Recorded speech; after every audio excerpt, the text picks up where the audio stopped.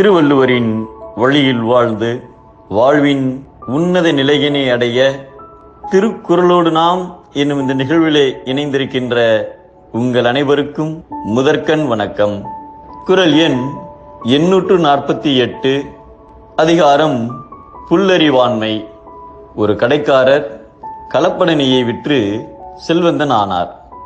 அவருடைய மோசடியை கண்டுபிடித்த காவல்துறையினர் அவரை கைது செய்து நீதிபதியின் முன்பு நிறுத்தினார்கள்.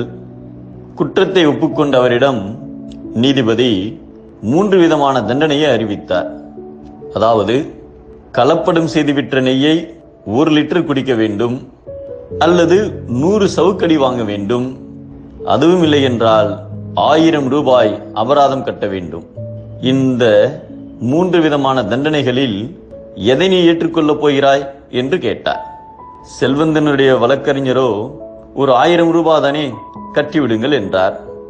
அவரது பையனோ, அப்பா சவுக்கடியெல்லாம் உங்களுக்கு தாங்காது என்றார். அவரது மனைவியோ, உங்களது உடம்பிற்கு நெய்யெல்லாம் அதிகம் ஒத்துக்கொள்ளாது என்றார்.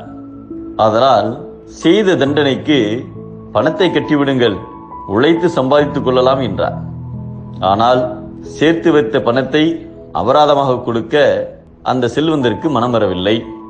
எனவே நாம் விற்ற நெய்யை குடிக்கலாம் என்று முடிவு செய்து அதையே நீதிபதியிடம் கூறினார்.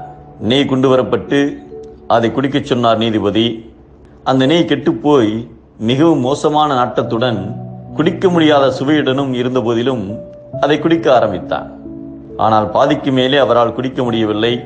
உடனே, ஐயா, இனிமேல் என்னால் குடிக்க முடியாது, அதற்கு பதிலாக சவுக்கடியை ஏற்றுக்கொள்கிறேன் என்றார்.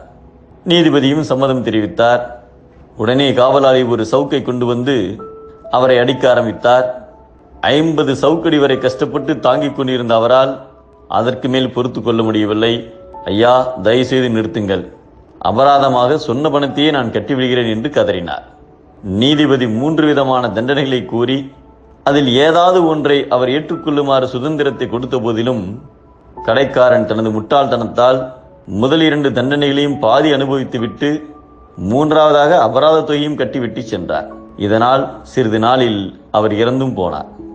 பிறர் அறிவுரையையும் கேளாமல் தானாகவும் அறிந்து கொள்ளாமல் இருப்பவருக்கு அதுவே அவர் வாழ்நாள் முழுவதும் அவரை விட்டு நீங்காத நோயாக இருக்கும் என்பதை ஏவவும் செய்கலான் தான் தேரான் அவ்வுயிர் போம் அளவுமோர் நோய் என்கிறார் நம் தெய்வப்புலவர் திருவள்ளுவர்.